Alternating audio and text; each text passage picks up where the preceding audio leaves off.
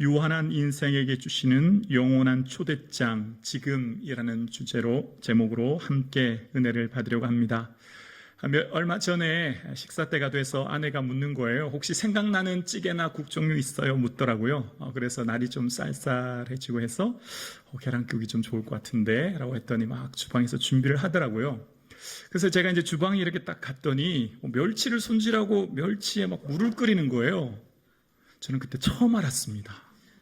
저는 계란국은 그냥 물 넣고 계란 넣고 파 조금 넣으면 끝나는 줄 알았는데 알고 보니까 무슨 멸치 다시물인가요? 이렇게 해야 되더라고요.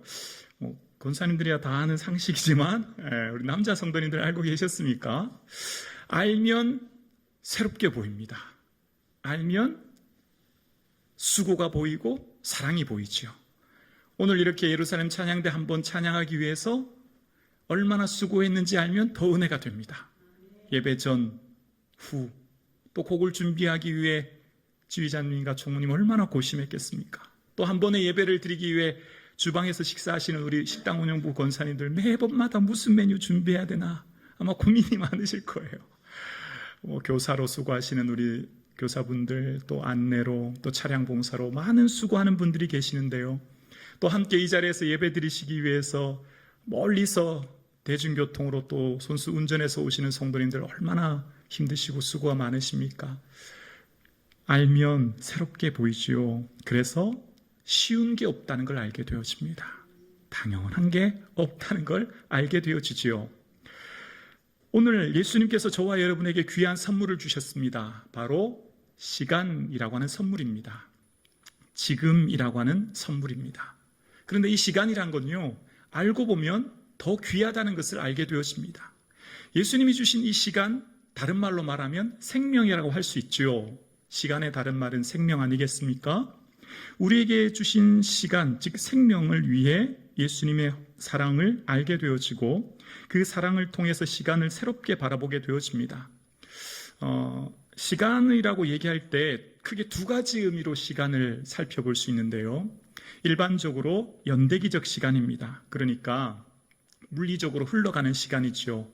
지구가 자전하고 공전함에 따라 생기는 시간, 1시간, 2시간, 우리가 말하는 이렇게 흘러가는 시간이죠. 그래서 이렇게 흘러가는 시간 속에서 많은 사람들은 자신의 능력을 극대화하고 소유를 더 확대하기 위해 애를 씁니다. 일반적으로 모든 시간은 이렇게 흘러가는 시간으로 연대기적으로 표기를 하죠. 그래서 어떤 역사를 기록할 때도 연, 월, 시 같은 게 참 중요하죠. 이렇게 자료를 봤더니 조선왕조실록도 첫 번째 이렇게 기록되어 있더라고요. 태조실록 1권, 태조 1년 7월 1392년 임신년 태조가 백관의 추대를 받아 수창궁에서 왕위에 오르다. 그러니까 역사의 기록에 있어서 아주 중요한 것은 연, 월, 시, 또 누가라고 하는 이런 연대기가 굉장히 중요한 것을 보게 되어집니다. 그래서 일반적으로 시간을 관리할 때 하루, 이틀, 나흘이라고 하는 시간을 관리하려고 지혜롭게 사용하기 위해 애를 쓰지요. 자, 그런데 또 하나의 시간이 있습니다. 바로 사건의 시간입니다. 시간은 어떤 사건 속에서 누구를 만났고 그 사람과 어떤 관계를 이루었느냐라고 하는 사건의 시간이 있습니다. 그러니까 이 사건 시간의 중심에는 관계가 있습니다. 언제 누구를 만났는지, 그 사람과 어떤 관계를 이루었는지라고 하는 사건 시간입니다. 분초 단위로 끊임없이 흘러가는 연대기적, 물리적 시간보다 더 중요한 것은 어떤 사람을 만났고 그 사람과 어떤 일이 있었는지에 대한 사건 시간이 더 중요한 것을 보게 되어져요. 예를 들어 볼게요. 여러분 초등학교 6년 다 기억나십니까? 6년의 시간 속에서 모든 날을 다 기억하는 성도님은 아무도 안 계실 거예요. 그런데 특별한 날, 특별한 사건은 기억합니다. 제가 초등학교 5학년 때 같아요. 학교에 KBS 깨꼬리 동산이라고 하는 프로가 이제 저희 교회 와서 하게 되었어요. 학교 와서 하게 되었습니다. 반별로 예선을 거쳐서 본선에 했는데요. 제가 본선에 당당하게 올라가게 됐습니다. 제 자랑입니다. 그래서 이제 5월달로 기억해요. 그런데 그때 그 오셨던 아나운서 선생님의 표정, 목소리 지금도 기억이 납니다. 그리고 저를 이렇게 지도해 주셨던 분이 음악 선생님이셨는데요. 그 음악 선생님은 권현주 선생님이셨어요. 그 얼굴과 그 표정, 그 선생님 가까이 갔을 때 그 스킨 향기, 그 선생님의 목소리 지금도 기억나요. 그 선생님의 그 사랑으로 지도해 주신 모습이요. 그게 불과 40년 전 일입니다. 40년 전에 그 일들의 목소리, 모습, 상황이 지금도 생생하게 기억납니다. 왜요? 6년 전체는 기억난 게 없어요. 근데 특별한 사건 속에 어떤 사람을 만났고 어떤 일이 있었느냐라고 하는 그 관계가 그것을 기억하게 하는 것이지요. 성경의 방식은 사건 시간입니다. 성경은 몇 년, 몇 월, 며칠이라고 하는 특정한 시간과 기록에 의한 연대기적 기록이 아니라 물리적 흐름으로 인하여서 이야기를 하는 것이 아니라 하나의 사건을 통해 그 사건에 이어지는 이야기 속에 나타나는 사람이 누구였고 그 사람이 어떤 관계를 맺었는지에 대한 내용이 이 성경이 말하는 사건 시간입니다. 그래서 예수님에 대한 이야기를 할 때에도 예수님이 누가 언제 어디서 무엇을 어떻게 왜라고 하는 현대의 육하 원칙에 의해서 기록된 게 아니에요. 예수님에 대한 소개를 할 때 누구에게 세례를 받으셨고 그리고 예수님께서는 나병 환자와 중풍병자를 고치실 때 어떤 말씀을 하시면서 고쳤으며 예수님 사랑하는 제자들을 어떻게 택하셨고 그들과의 사랑의 관계를 어떻게 맺으셨는지 그리고 마지막 십자가에 돌아가실 때 그 사랑하는 제자 요한에게 육신의 어머니 마리아를 어떻게 맡기셨는지에 대한 인격적인 교제와 만남에 대한 스토리가 성경에 기록되어 있는 거지요. 그러니까 예수님의 시간은 관계를 통해 사람을 만나고 그 만남을 통해 그 사람과의 깊은 인격적인 교제를 통해 그 사람과의 책임지는 모습이 등장합니다. 구약도 마찬가지예요. 아브라함, 이삭, 야곱, 다윗, 모세 모두가 하나의 스토리로 이야기가 전개되어집니다. 그러니까 오늘날 현대인들이 중요시하는 게 뭘까요? 숫자 아닙니까?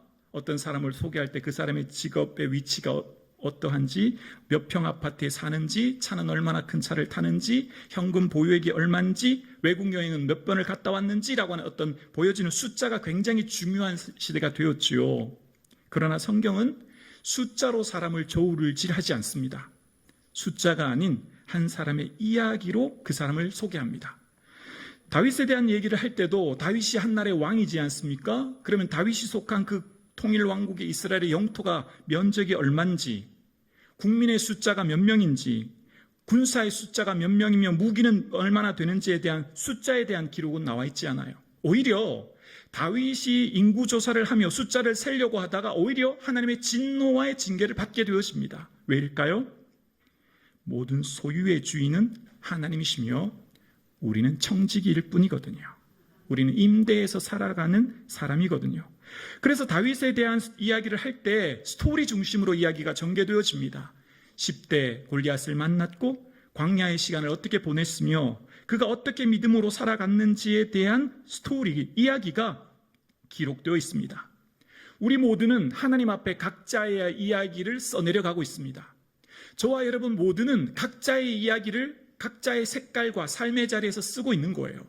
비교할 수 없고 더 좋고 더 나쁜 이야기가 없습니다. 높고 낮은 이야기도 없습니다. 각자 맡겨진 내용에 따라 독특한 이야기가 써내려가고 있는 거예요. 그래서 우리의 인생은요, 얼마나 더 많이 가졌느냐라고 하는 소유나 얼마나 더 높은 위치에 올랐느냐라고 하는 위치보다는 어떤 스토리로 이야기를 채워갔느냐라고 하는 것을 주님은 귀하게 보시는 것이죠. 오늘 사도행전 기록도 마찬가지입니다. 사건 시간입니다. 몇 년, 몇 월, 며칠 어떤 역사적 사건이 일어났는지에 대한 분초 단위에 대한 기록이 아니고요. 어떤 지역에서 누구를 만났으며 그 만남의 관계를 통해 어떤 일이 일어났는지에 대한 사건 시간이 기록되어 있습니다.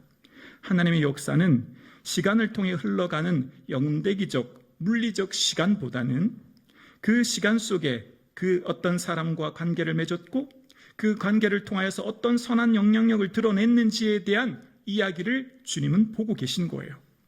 그래서 하나님께서 허락하신 그 만남과 그 시간 속에 하나님의 섭리를 보게 되므로 각자 만난 삶의 자리를 의미 있게 살아가게 하시죠.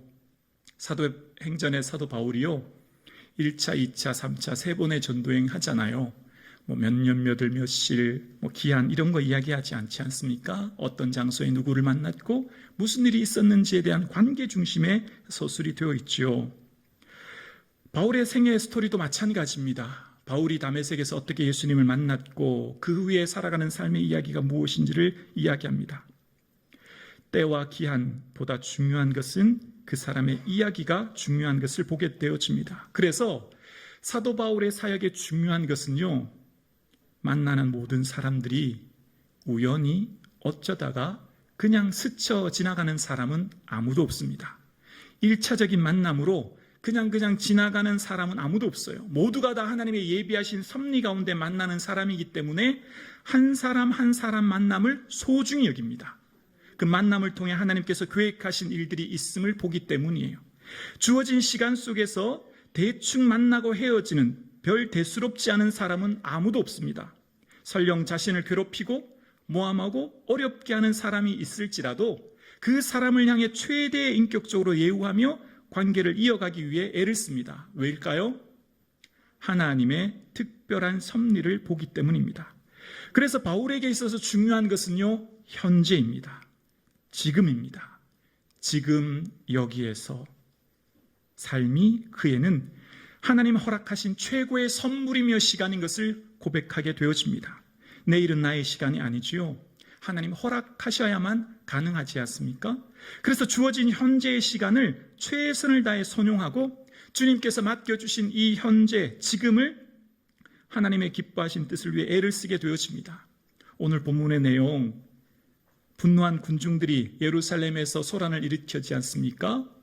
아시는 것처럼 이후에 천부장이 출동하게 되어지고 이미 바울은 분노한 유대인들에 의해서 온몸이 만신창하게 되어 몸을 스스로 가눌 수 없을 정도가 되어 군인들에 의해 들려가게 되어지는 상황입니다.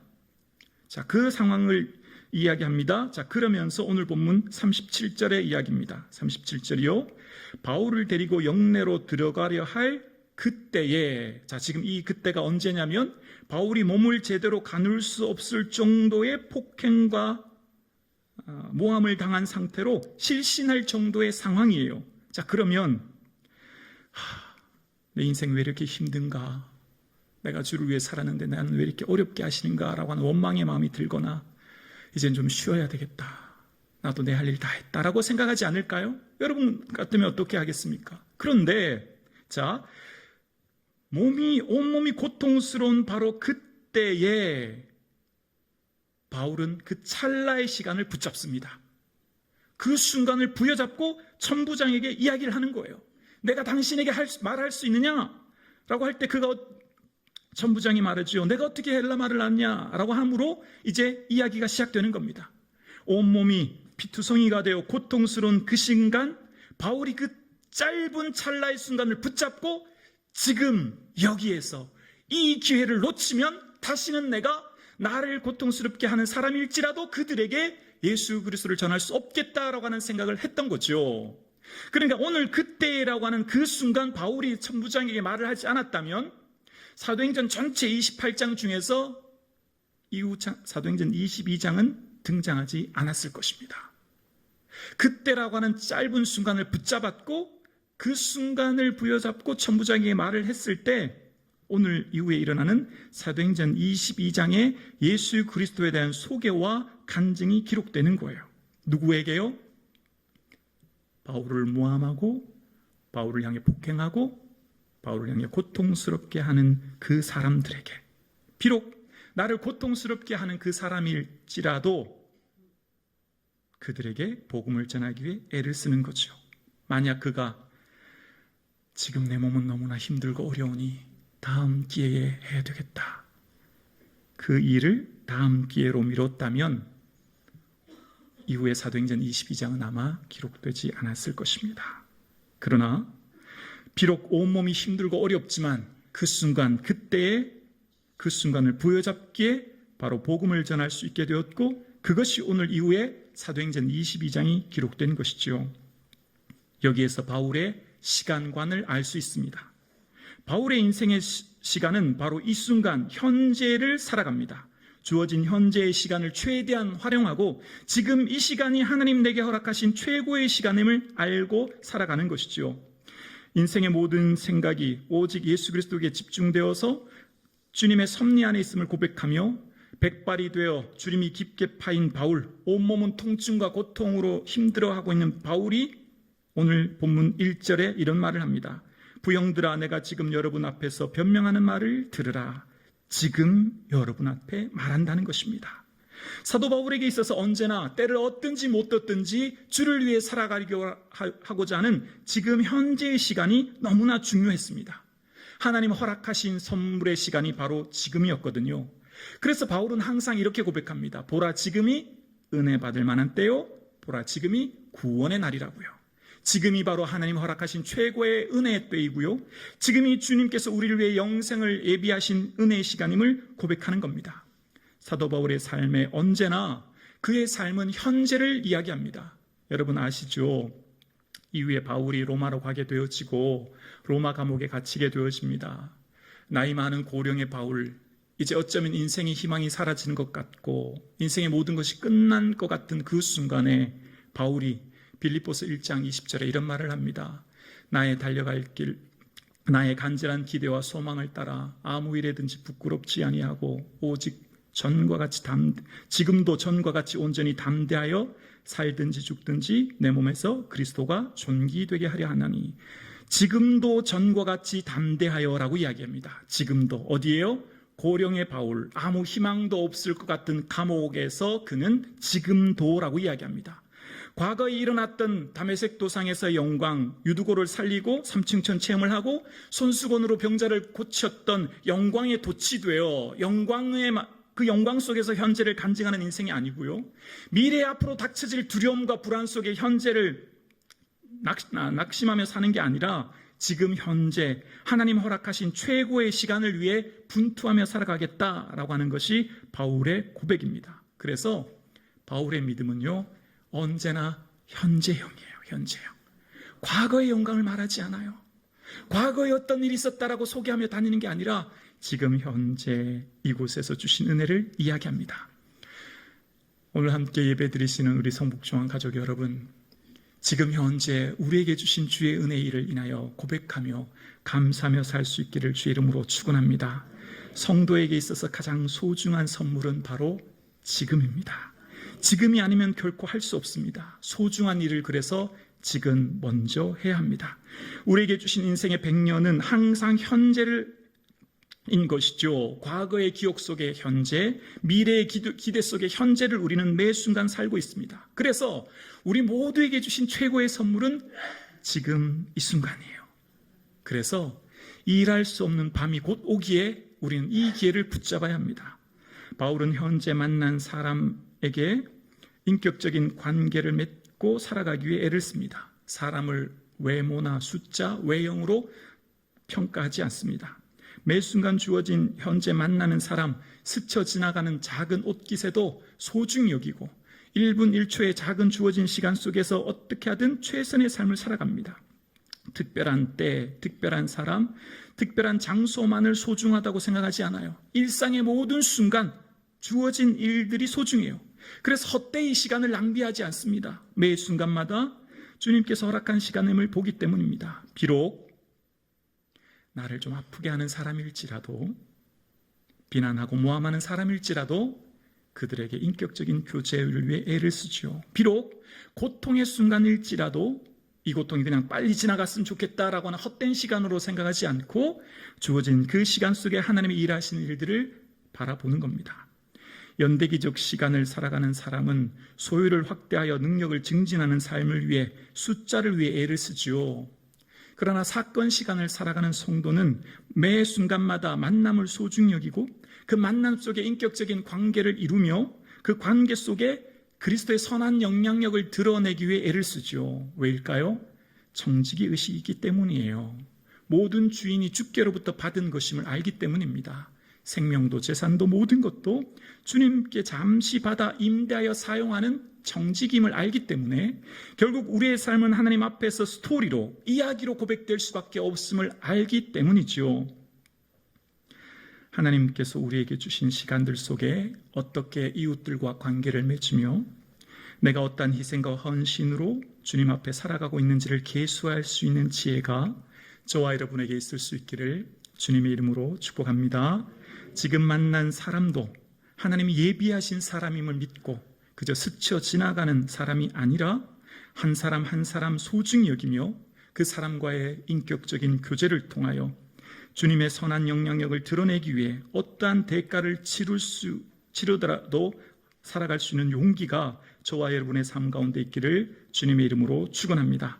성도의 시간 관리는 물리적으로 흘러가는 시간의 양을 아끼려고 애쓰는 것이 아니라 한 사람 한 사람과의 인격적인 교제를 통해 시간의 질을 높이기 위해 애쓰는 삶을 살아가게 되어집니다. 사랑하는 성도님, 하나님 앞에서 우리 인생에 대한 이야기를 언젠가는 할 날이 올 것입니다. 언제 누구를 만나서 그 사람과 어떤 인격적인 교제를 나누었는지 주님은 물으실 것입니다.